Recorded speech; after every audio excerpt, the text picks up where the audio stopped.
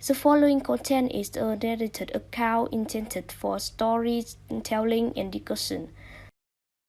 Hi, welcome to our channel where we share the most intriguing stories. I moved to the mountains for peace. No neighbors, no rules, just the silence of pine trees and the freedom I built with my own hands. But 10 days in, a fake HOA president declared war on my land. Now it's not just home, it's a battlefield, and I don't back down. I moved into the foothills of the Sierra Nevada to start over. Just me, my tools, and 2.5 acres of quiet land that nobody could tell me how to live on. After the divorce, I'd had enough of people who thought they knew what was best for me. So when I found this property, outside city limits, off the grid, and, most importantly, outside any homeowners association, I didn't hesitate. I built the house myself, a compact, solar-powered cabin with a deep well, a small shed, and a wooden deck that looked out toward the ridgeline. The air smelled like pine and freedom. I thought I'd finally found peace. 10 days after I moved in, I came back from a supply run in town and found a sheet of paper taped to my front door. It was printed on official-looking letterhead with an HOA logo I'd never seen before, Pine Hollow Ranches Homeowners Association. The bold title read, "Cease occupation immediately. Unauthorized residency." Below that, a signature in neat cursive, Karen Spicer, HOA President. For a second, I just stared at it, trying to process what I was reading. Unauthorized residency? I owned this land. I had the deed, the permit, the county's approval for every nail and pipe. The paper listed violations that made no sense. Unapproved construction, non-compliant fencing, livestock activity. I didn't even own a dog yet, and a deadline to vacate the property within 72 hours. I laughed out loud, assuming it was some sort of prank. Maybe the HOA next door got my address wrong. My land bordered their cookie-cutter development, rows of beige houses all ruled by an iron fist of lawn regulations. I'd seen their signs while passing through, maintaining community standards since 1998. Standards apparently included policing your neighbor's flower beds. Still, just to be safe, I double-checked. I pulled up the county GIS system on my laptop, overlaid parcel maps, and confirmed exactly what I already knew. My lot number wasn't anywhere near the HOA's boundary lines. It was listed under unincorporated private property. Legally speaking, I was as free as it gets. The next morning, I decided to call the number listed on the letter. A woman answered in a clipped, rehearsed tone. "Pine Hollow Ranches HOA office. This is Karen speaking." "Hi, Karen," I said, forcing a polite tone. "This is Travis Larson. I think there's been a mix-up. I received some kind of notice about my property being in violation of HOA rules, but I'm not a member of your HOA." There was a pause, long enough that I thought the call had dropped. Then came the voice again, now sharp and patronizing. "Mr. Larson, all residents within Pine Hollow Ranch's boundaries are subject to HOA oversight. There are no exceptions." "Well, that's the problem," I said. "My property isn't within your boundaries. It's outside the HOA map, confirmed by the county." She made a sound halfway between a sigh and a laugh. "Sir, I have the map right in front of me, and your parcel is clearly within our jurisdiction. You'll need to submit your plans for review and stop all unapproved work immediately." "Karen," I said, my patience thinning, "I built this house legally, with permits. The HOA doesn't govern this land. You're mistaken." "Mr. Larson," she replied, her voice dripping with false sweetness, "you can either comply voluntarily or face enforcement action. I'd advise you to choose wisely." Then she hung up. I stood there for a minute, staring at the phone in disbelief. I dealt with bureaucrats before, but this was a new level of delusion. I figured she'd realize her mistake soon enough. The next day, a silver SUV rolled up my driveway. A man in khakis and mirrored sunglasses stepped out, holding a clipboard. "You Travis Larson?" he asked, as if expecting me to deny it. "Depends who's asking." "HOA compliance officer," he said, flashing a plastic badge that looked like it came from an inkjet printer. "You've been issued a formal notice of violation. You're required to cease construction, remove the unapproved outbuilding, and vacate the premises within 48 hours. I raised an eyebrow. "You do realize this isn't part of Pine Hollow Ranches, right?" He didn't answer. Instead, he handed me a manila envelope and turned on his heel. Inside were photos of my house, taken from the road, and a printed violation report. It was surreal, like someone had decided to cosplay as a government agency. By now, I wasn't laughing. This was trespassing territory. I sent a certified letter to the HOA office stating that my property was not within their jurisdiction and that any further interference would be reported to law enforcement. Apparently, Karen didn't appreciate that. The following morning, just as the fog began to lift from the valley, I heard voices outside. I opened the door to see Karen herself standing at the edge of my driveway, flanked by two men who looked like they'd been dragged away from their golf game. She was in a blazer and oversized sunglasses, holding a thick folder like it was a holy text. "Mr. Larson," she began, "you are unlawfully occupying property that falls under the governance of Pine Hollow Ranches HOA. You need to vacate the premises immediately, or we will be forced to escalate." I stepped off the porch. "Karen, you're trespassing on private property. This isn't HOA land." She waved her hand dismissively. "That's not for you to decide. Our board voted to extend our jurisdiction last quarter. You're in violation." "Pretty sure that's not how property law works," I said. Her expression hardened. "Then I'll let the sheriff explain it to you. I'm calling him right now." She pulled out her phone and started dialing. I stood there, watching her, the absurdity of it all sinking in. I hadn't even been here 2 weeks, and somehow I was already the villain in an HOA melodrama I never signed up for. As she talked to dispatch, I glanced toward the hills, the same view that had convinced me to buy this place. I'd chosen solitude and freedom. Instead, I'd gotten Karen. The sheriff's cruiser showed up about 20 minutes later, tires crunching over my gravel driveway like they were chewing on the tension in the air. Karen was already standing front and center, arms folded, one foot tapping with the smug anticipation of a homeowner ready to sick the law on the neighborhood raccoon. Her two goons flanked her like discount bodyguards, whispering to each other and throwing glances at my solar array like it personally offended them. The deputy stepped out, sunglasses on, one hand resting casually on his belt.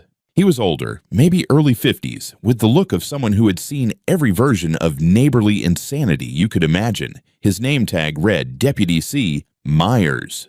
Karen immediately launched into her monologue, speaking with the sharp cadence of someone who practiced confrontation in front of a mirror. "Officer, thank you for coming. This man," she pointed dramatically in my direction, "is occupying a parcel under HOA governance without approval. He's constructed multiple structures without submitting for review. He's refused repeated compliance notices, and now we're escalating per our bylaws." Myers raised a brow, looked at me, then at my house, then back to Karen. "You said he's on HOA property?" "Yes," she said confidently. "Our HOA passed Jurisdictional Expansion Resolution 1192 last quarter. His land is now within our regulatory boundary." I couldn't help it. I snorted, loudly. "That's not how jurisdiction works.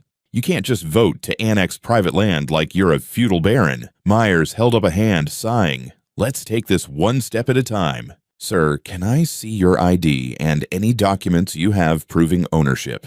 "Gladly," I said, already reaching into the folder I'd prepared the moment she'd threatened to call the cops. I handed over my driver's license, property deed, county zoning map, and a notarized letter from the county land office confirming that my lot, Parcel 376, was not and had never been within Pine Hollow Ranches or any other HOA boundary. For good measure, I included a printed aerial overlay I'd exported from the county GIS database. Myers stepped aside to review everything in peace, flipping through the pages with practiced speed. Karen, in the meantime, kept throwing anxious glances toward the folder like it might spontaneously combust. He returned after a few minutes and exhaled in that long, exhausted way cops do when they're stuck playing babysitter to adult toddlers.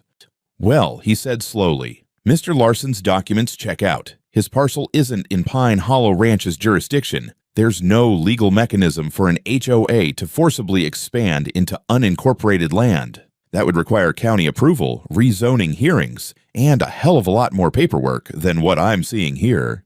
Karen's smile had vanished. "But we voted." "Ma'am," Myers cut her off, "you can't vote to control land that doesn't belong to you." "But he's living here without approval." "He owns the land," Myers said flatly. "He doesn't need your approval." Karen's jaw clenched so tight I thought she might crack a molar. Her goons stood behind her, visibly deflating like discount pool toys left in the sun. Myers turned back to me. "Mr. Larson, just for the record, you said this woman and her associates came onto your land without permission." I nodded. "Twice now, today and yesterday. I've got security footage of both incidents." He sighed. In that case, I'll be issuing a formal warning for trespass. Ma'am, you and your companions need to vacate the property immediately and refrain from further contact unless through legal channels. You're siding with him, Karen hissed. I'm siding with the law, ma'am, he said. Now, step off this property. She opened her mouth to argue but caught the look in his eyes and wisely turned on her heel. Her bodyguards followed, one of them muttering something about hippie homesteaders under his breath. Myers lingered for a moment. Sorry about all this. Some folks let a little power go to their heads. I nodded. Appreciate you coming out. I knew this land was outside the HOA, but I figured she'd escalate. Keep those cameras running, he said. And if she comes back, don't hesitate to call again. I watched them drive off, dust rising behind their tires like smoke from a dying fire. But I knew better than to assume it was over. Karen hadn't been just mistaken. She'd been certain. And people like that don't walk away quietly. They double down. I spent the rest of the afternoon reviewing footage from my perimeter cams, making sure every minute of her presence was documented. Then I backed it all up to 3 different drives and uploaded it to the cloud, just in case. That night, I cracked a beer and stood on my deck, staring out at the pine trees that marked the edge of my property, the same trees that made me fall in love with the place in the first place. I built this life deliberately, carefully, with my own hands and money. I didn't ask for neighbors, and I sure as hell didn't ask for a self-appointed overlord with a Xeroxed badge. I took another sip, then locked all the gates, flicked on the motion sensors, and went inside. Somehow, I knew Karen Spicer wasn't done with me yet. 4 days later, I stepped outside with my morning coffee and immediately knew something was wrong. The first clue was the angle of the sunlight. Or more accurately, the angle of the sunlight bouncing off a pile of ripped gravel that used to be my driveway.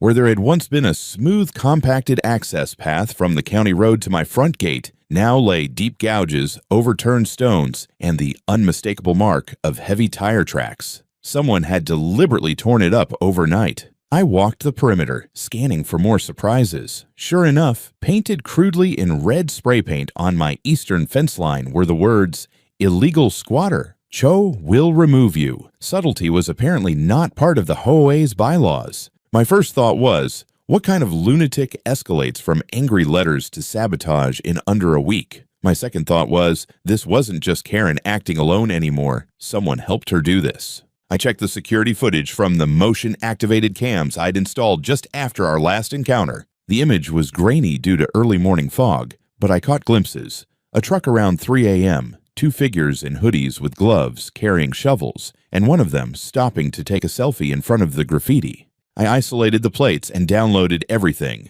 By 9 a.m., I was already en route to the sheriff's department. While I waited for the deputy to take my statement, I noticed the receptionist giving me a strange look. Not the usual mountain man off the grid kind of look. More like suspicion. She asked for my address again. Then she glanced at her monitor, hesitated, and said, "Are you the guy from Pine Hollow Ranches that HOA reported last week? The unauthorized structure case?" I blinked. "No, I'm not in Pine Hollow Ranches. That's kind of the point." She tilted her head. "Huh, weird. They filed a zoning complaint against your parcel with the land committee yesterday." That's when my stomach dropped. After logging the vandalism report and giving them the footage, I drove straight to the county zoning office. The woman behind the counter there, older with cat-eye glasses and a voice like dry leaves, pulled up the file and handed it over. Karen had submitted a formal petition to have my parcel reviewed, claiming it had been erroneously excluded from Pine Hollow Ranches during its expansion. According to her, my lot was always intended to be part of the HOA, and the previous mapping error needed correction to protect community integrity. She attached a blurry, unscaled map with my parcel crudely boxed in red ink and labeled HOA. Boundary correction. It looked like something a third grader would doodle during detention. It was pure fiction, but it had still triggered a bureaucratic review. This wasn't just about intimidation anymore. Karen was trying to lay legal groundwork for backdoor annexation. I left the county office with my heart thudding. I was angry, yes, but more than that, I was calculating. Karen had escalated from verbal threats to systemic sabotage. Now it was time to push back. That night, I called in a favor from a buddy I knew from my cartography work, Tim Chen, who worked as a GIS specialist for a private firm that handled mapping contracts for multiple counties. I explained what was going on. Tim didn't even hesitate. The next morning, he sent me a package with layered digital parcel maps, zoning records from the last 15 years, and certified historical aerial overlays of the area dating back to the HOA's founding. Every one of them confirmed the same thing. My parcel was never part of the HOA, not by geography, not by vote, not by law. Using my drone and high-resolution GPS, I created a side-by-side comparison. Actual legal HOA boundary versus the map Karen had submitted. I annotated everything, printed copies, and formatted a PDF report titled Fraudulent Boundary Claim by HOA President Evidence File. I didn't stop there. I posted it anonymously to the local neighborhood forum that Pine Hollow Ranch's residents used for complaints, dog-sitting offers, and thinly veiled gossip. By the next morning, the post had over 80 comments. The responses were exactly what I hoped for. Confused homeowners asking why their HOA dues had increased. One guy mentioning he'd received a compliance notice, even though his house backed onto a national forest. And at least 3 people wondering how HOA lines had suddenly grown. Then someone, user Ranch Ownert, dropped a bombshell, a photo of a handwritten note Karen had slipped under their door 2 months ago, demanding a retroactive community maintenance contribution of $600. They'd paid it, thinking it was real. I sent them a private message. We arranged a call. That evening, I sat at my kitchen table, papers spread out like a battle map, phone to my ear, and realized this wasn't just about me anymore.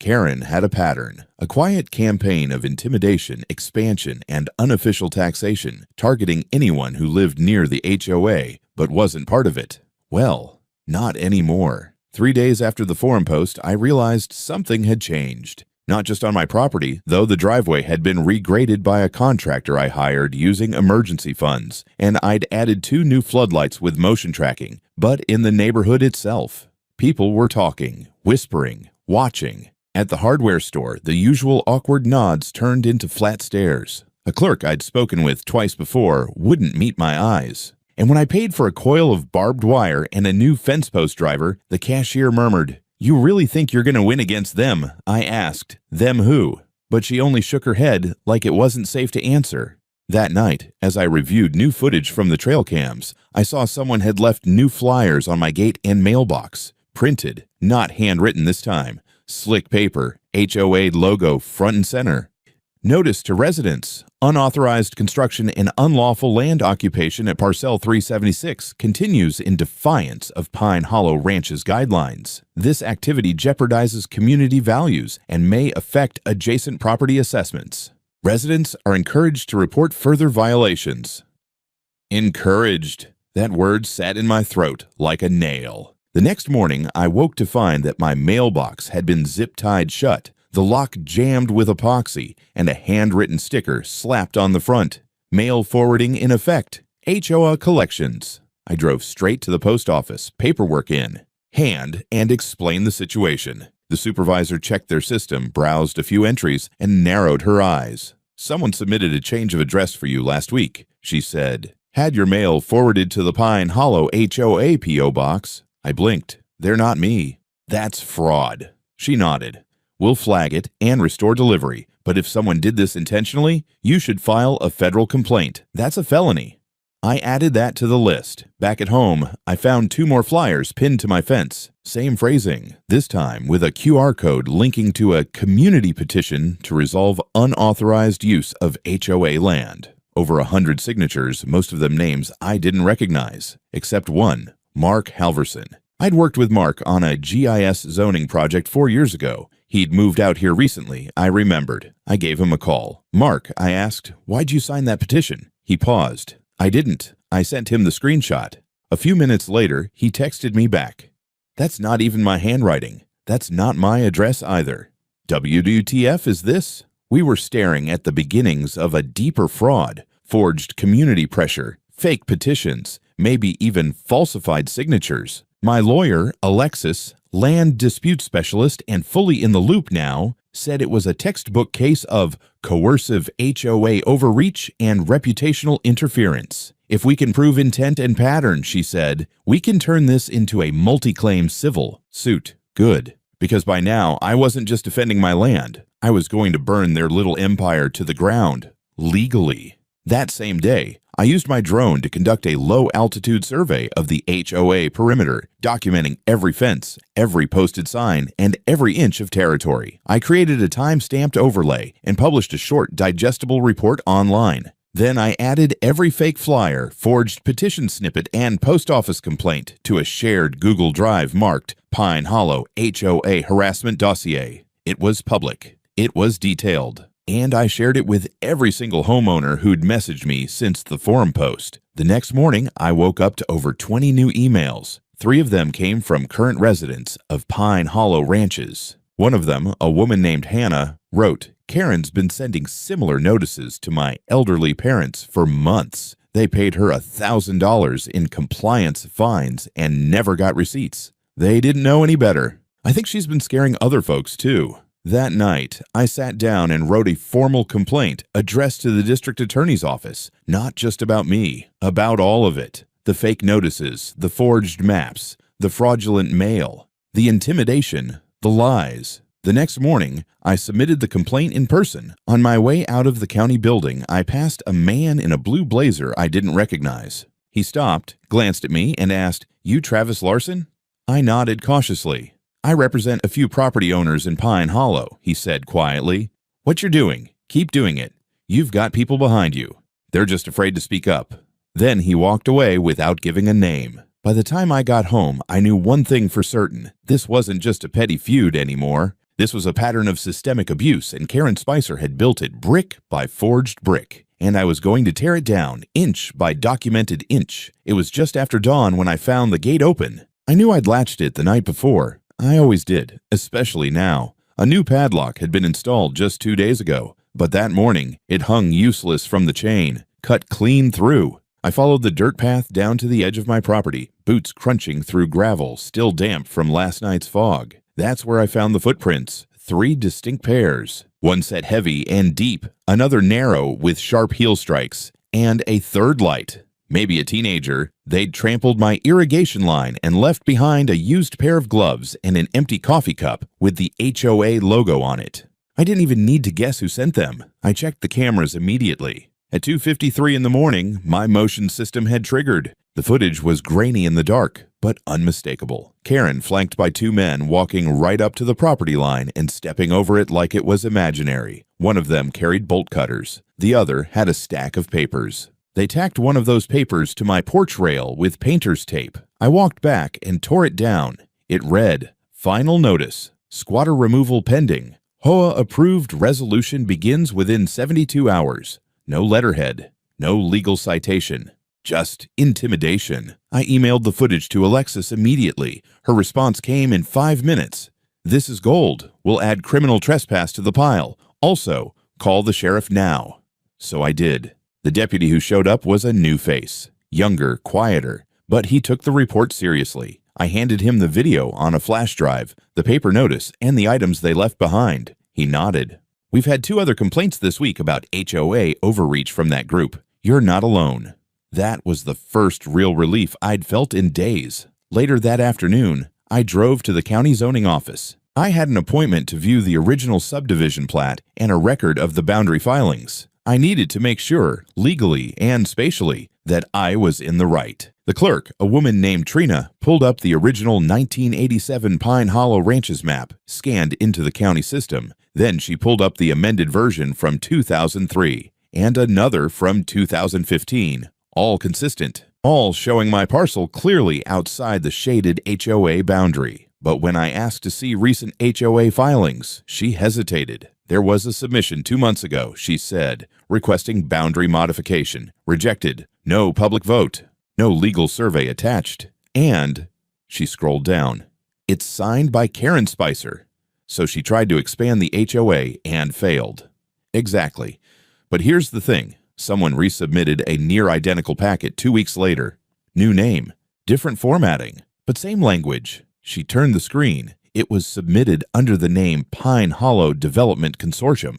No such entity existed. I copied everything. Trina printed and notarized it for me on the spot. That night, I updated the digital dossier and uploaded the new documents. The next day, I filed a formal complaint to the State Department of Consumer Affairs under HOA regulatory abuse, citing falsified filings, harassment campaigns, trespassing, and unauthorized enforcement actions on private land.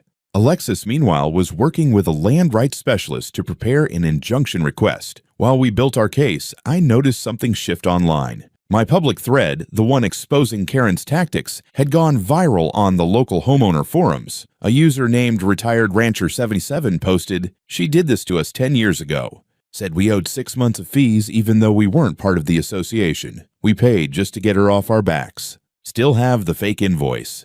Another posted photos of the same flyers I'd received, left on cabins, trailers, even a church that sat just outside HOA lines. Same threats, same language. It wasn't just me anymore. Karen had run this racket for years, and I was the first one stubborn enough to push back with legal teeth. But she wasn't done yet. That evening, as I reviewed the latest trail cam footage, I noticed a red laser flicker across the trees behind my shed. Someone was scouting, watching, targeting, and it wasn't for birds. I shut the laptop and made 3 calls that night. First to Alexis, second to the sheriff's office, requesting a formal security patrol and incident report, and third to my old colleague Jonah, who owed me a favor and just happened to install forensic-grade surveillance systems for state agencies. "Time to go full perimeter," I told him. "I want night vision, motion sensors, facial capture, the works." If Karen thought she could intimidate me off my own land, she was about to learn what a cartographer could do when he mapped the battlefield. The sun hadn't fully risen when Jonah showed up in his beat-up Tacoma, bed-packed with enough surveillance gear to outfit a wildlife reserve. He barely said hello before unloading a box of trail cams, motion-triggered floodlights, and a portable drone nest disguised as a birdhouse. This wasn't some Amazon-grade gear. This was law enforcement surplus, borderline military. We worked in silence for most of the morning, rigging the perimeter of the property, cameras at every gate, under every tree line, one hidden in a fake rock by the mailbox. The drone system was the real crown jewel, motion sensitive, programmed to launch and orbit the house automatically if anything tripped the fence line sensors. "You expecting a war?" Jonah asked as we wired the 3rd solar battery pack into a cedar post. "No," I said, "but it looks like one already started." By that afternoon, the system was live, and not a moment too soon. Around 6:30, the drone's feed activated. I was inside eating when my phone buzzed with an alert. "Perimeter breach, northeast fence." I tapped into the feed and saw them, 2 men I'd never seen before, pacing along the edge of my property with clipboards, muttering and pointing toward my solar array. One of them had a branded polo that read Pine Hollow Compliance. I stepped outside with my phone recording. "Hey," I called, "you're on private property. You need to leave." One of them, shorter, round face, crew cut, smiled like a used car salesman. "We're with Pine Hollow's compliance inspection team, just assessing setback violations. You'll get the notice in writing."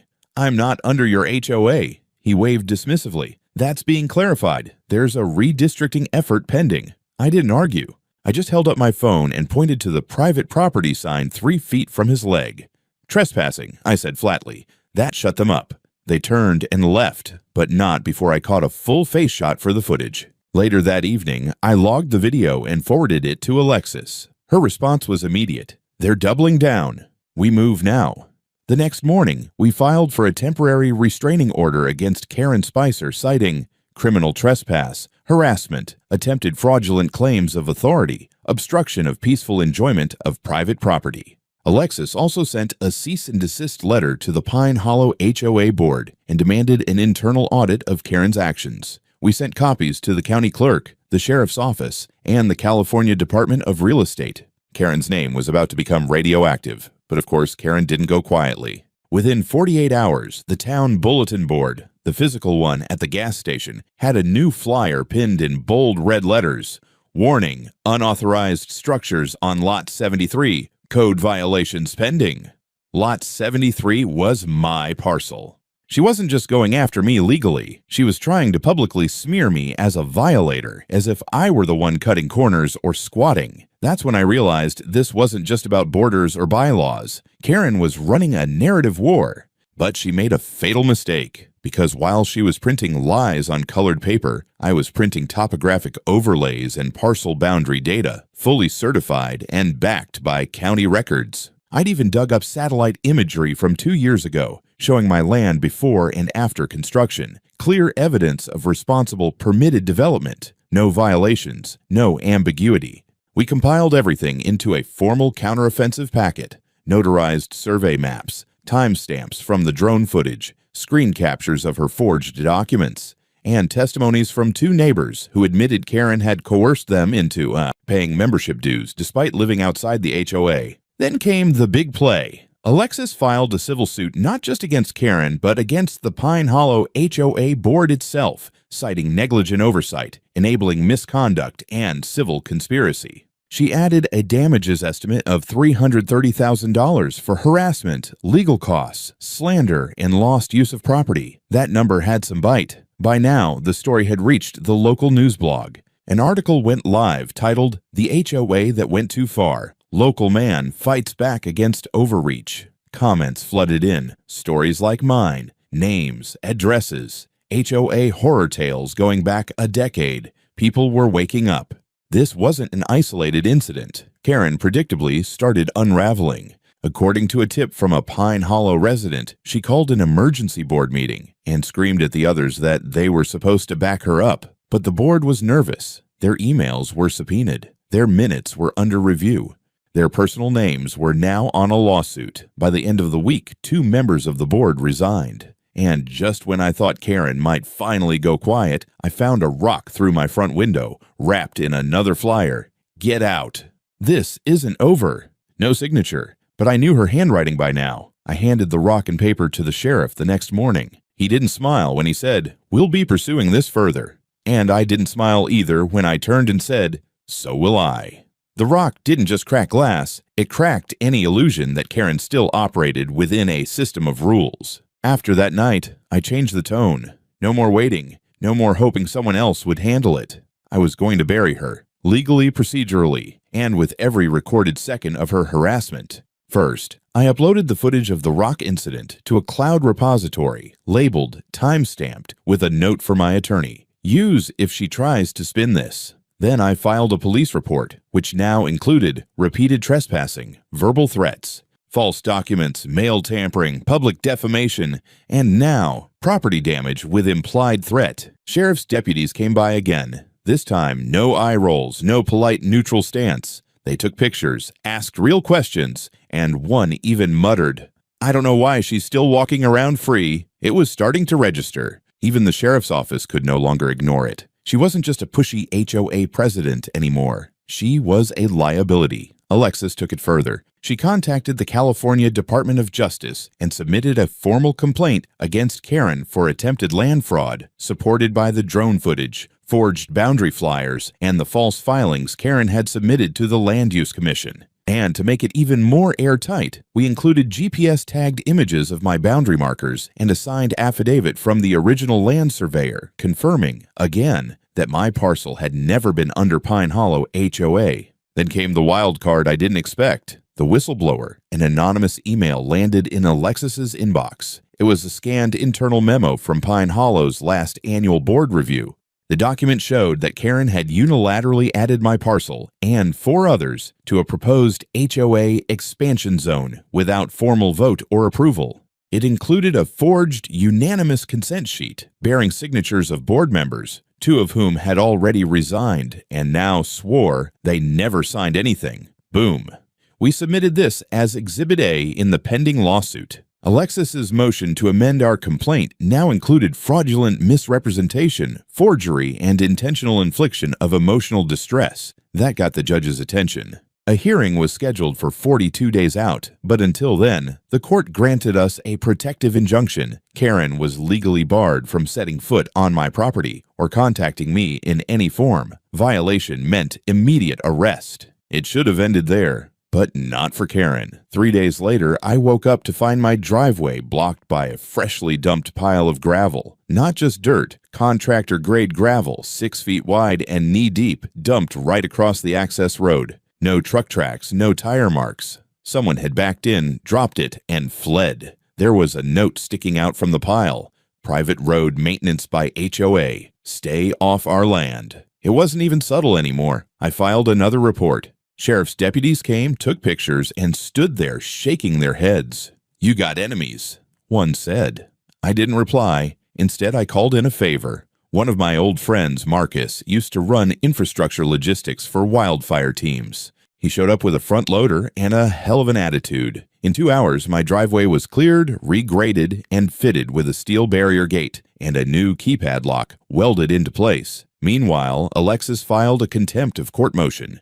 This time, it wasn't civil. This was criminal obstruction, violation of a protective injunction, and malicious tampering with access to one's primary residence. She also filed a subpoena for HOA budget records to prove Karen used HOA funds to hire contractors for her vendetta. Then, it happened. Karen was arrested. Not a polite citation, not a visit. Arrested, cuffed on her own porch. Apparently, she tried to intercept the county clerk at home to explain the land discrepancy in person and ended up yelling about conspiracies and voter fraud. The clerk's husband was a retired cop. He called it in as a threat. It was over. Or so I thought, because just 2 nights after the arrest, someone slashed the tires on Jonah's truck while it was parked on my property. That crossed another line, so I did what I should have done a long time ago. I installed live perimeter surveillance with night vision, motion-activated alarms, and direct link to Sheriff's Dispatch. I wasn't waiting anymore. I was documenting every second.